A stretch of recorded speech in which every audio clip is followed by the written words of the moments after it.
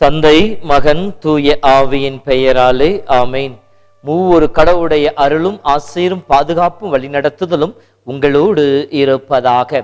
ஜூலை மாதம் 29ஆம் தேதி புனித மார்த்தா விழா. இயேசுவை அன்பு செய்த, இயேசுவால் அன்பு செய்யப்பட்ட ஒரு உன்னதமான புனிதனுடைய விழாவை இந்த நாளிலே சிறப்பிக்க தாய் திருச்சபை அழைப்பு விடுக்கின்றது. மார்த்தாவின் விழாவாக இருந்த இந்த நாளை திருத்தந்தை பிரான்சிஸ் அவர்கள் புனித மார்த்தா, மரியா, லாசர், இயேசுவின் அன்பர் விழாவாக கொண்டாட அழைப்பு விடுத்திருக்கின்றார். இது இந்த விழாவை சிறப்பிக்கின்ற இந்த ஆசீர்வாதம் மிகுந்த நாளிலே நாமும் மார்த்தாவை போல இயேசுவை அன்பு செய்பவர்களாக, இயேசுவால் அன்பு செய்யப்படுபவர்களாக, மேலும் நம்முடைய குடும்பம் முழுவதுமாக இயேசுவின் அன்பர்கள் நிறைந்திருக்கின்ற இல்லமாக மாறிட அருள் வேண்டுவோம். அன்பு சகோதரமே, மார்த்தாள் என்று சொன்னவுடன் நமக்கு நினைவுக்கு வருவது லூக்கா புத்தகம் 10:38 42 வரை இருக்கின்ற வசனங்களிலே மார்த்தாள் பலவற்றை பற்றி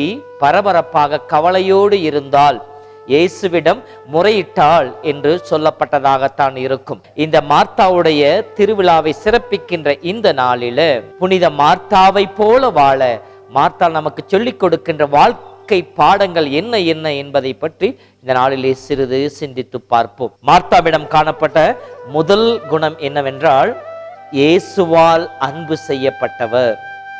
யோவான் புத்தகம் 11:5 படிக்கின்ற பொழுது பெத்தானியாவில் ஒரு குடும்பம் இருந்தது. லாசர், மார்த்தா, மரியா இவர்கள் மீது இயேசு அன்பு கொண்டிருந்தார் என்று சொல்லப்பட்டிருக்கிறது. இயேசுவால் அன்பு செய்யப்பட்ட உள்ளமாக மார்த்தாளுடைய வாழ்வு இருந்தது. யோவான் புத்தகம் 14:21 படிக்கின்ற பொழுது இயேசு இவ்வாறு சொல்வார், என் கட்டளைகளை கடைபிடிப்பவர்கள் என் மேல் அன்பு கொண்டுள்ளனர், நானும் அவர்கள் மேல் அன்பு கொண்டு என்னை வெளிப்படுத்துவேன் என்று சொல்லி இருக்கின்றார். ஆண்டவருடைய அன்பை பெற்ற மார்த்தாள் இயேசுனுடைய வெளிப்பாட்டையும் கண்டவளாக இருந்திருக்க வேண்டும். முதல் பாடம், இயேசுவின் அன்பர்களாக வாழ முயற்சிக்க வேண்டும். அப்படி என்றால் இயேசுவின் கட்டளைகளை கடைபிடிக்க வேண்டும். இரண்டாவதாக, இயேசுவை புன்முறுவலோடு இன்முகத்தோடு தன் இல்லத்திற்கு வரவேற்றார். இயேசு ஒரு முறை அல்ல, எப்போதெல்லாம் அவர் எருசலேமுக்கு சென்றாரோ அப்படி செல்கின்ற பாதைகளிலே பெத்தானியாவில் இருக்கின்ற லாசருடைய இல்லத்திலே சென்று தங்குவது வழக்கமாக இருந்தது. எத்துணை முறை வந்தாலும் இன்முகத்தோடு புன்முறுவலோடு இயேசுவை தன் இல்லத்திலே வரவேற்கின்ற ஒரு குணம் மார்த்தாவிடம் இருந்தது. அன்பு சகோதரமே, இயேசுவை நம்முள்ளத்திலே எத்தகைய ஒரு வாஞ்சையோடு வரவேற்கின்றோம். நற்கருணை வடிவிலே, இறை வார்த்தை வடிவிலே இறைவன் நம்மை தேடி வருகின்ற பொழுது வருகின்ற ஆண்டவரை எத்தகைய மனநிலையோடு வரவேற்கின்றோம். நம்முடைய உள்ளம், நம்முடைய வாழ்வு அதற்காக தயாரிக்கப்பட்டதாக, இயேசுவே உனக்காய் என் உள்ளம் ஏங்கி காத்து கொண்டிருக்கின்ற என்கின்ற அந்த வாஞ்சையோடு இயேசுவை வரவேற்கின்ற மனப்பாங்கு நம்மிடம் இருக்கின்றதா? மூன்றாவதாக, இயேசுவின் தேவைகளை நிறைவேற்றுபவராக மார்த்தாள் இருந்தார் என்று சொல்லப்படுகிறது.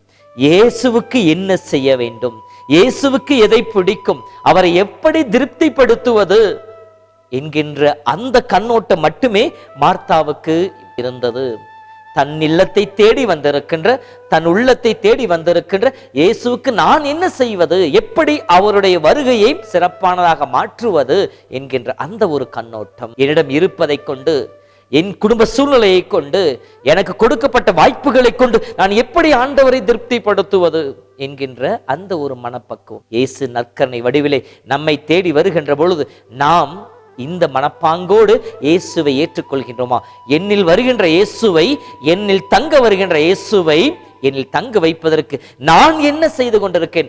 அவருக்கு விருப்பமானதை செய்ய, அவருக்கு பிடித்ததை செய்ய, அவர் நேசிப்பதை செய்ய நான் எனக்கு கிடைக்கின்ற வாய்ப்பை எப்படி பயன்படுத்தி கொண்டிருக்கின்றேன் என்று சொல்லி சிந்தித்து பார்க்க மார்த்தாள் நமக்கு சொல்லிக் கொடுக்கின்றார். எத்தனையோ நேரங்களிலே பாவ நிலையிலேயே எல்லா விதமான அழுக்குகள் மத்தியிலேயே ஒரு சீரற்ற இருளடைந்த உள்ளத்திலேயே நம் ஆண்டவரை குடிவைக்க நாம் முயற்சி செய்து கொண்டிருக்கின்றோம். நம்மை தேடி வருகின்ற ஆண்டவருக்கு நம் உள்ளத்தை தூய்மைப்படுத்துவதில்லை, நம் உள்ளத்தை தயாரிப்பதில்லை. பாவசங்கிற அருட்சாதனுக்கு நம்மை நல்ல முறையில் தயாரித்து நம் உள்ளத்தை பரிசுத்தப்படுத்தி ஆண்டவரே அந்த இடத்திலே குடிவைக்க நாம் மறந்து போகின்றோம். மார்த்தாள் சொல்லிக் கொடுக்கின்ற அடுத்த பாடம், இயேசுவுக்கு விருப்பமானதை எப்படி நான் செய்து கொண்டிருக்கின்றேன் என்று சொல்லி சிந்தித்து பார்க்க. நான்காவதாக, வெளிப்படையான தன்மை, ஒளிவு மறைவற்ற தன்மை மார்த்தாவிடம் காணப்பட்டது.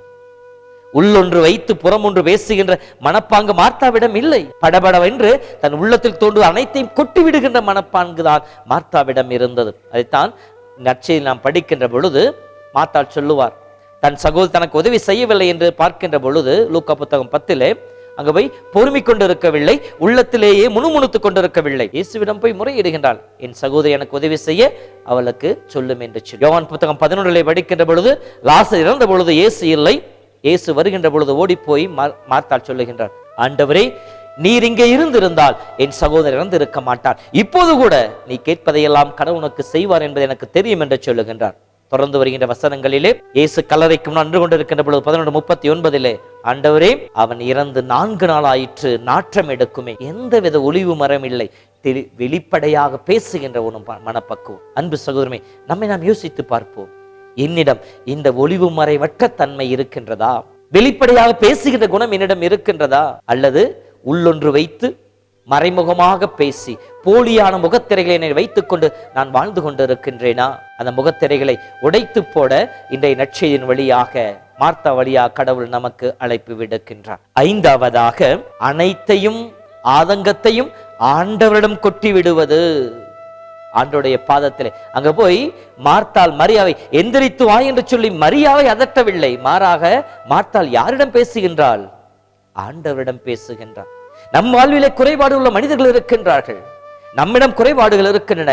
நம்மை சூழ்ந்து எத்தனையோ வேதனைகளும் எத்தனையோ வருத்தங்களும் நம் மனத்திற்கு பிடிக்காத காரியம் நிறைந்து கொண்டிருக்கின்றன, நடந்து கொண்டிருக்கின்றன. அப்படி இருக்கிற பொழுது நாம் முணுமுணுத்துக் கொண்டு அந்த காரியங்களை சாடுபவர்களாக இருக்கின்றோமா?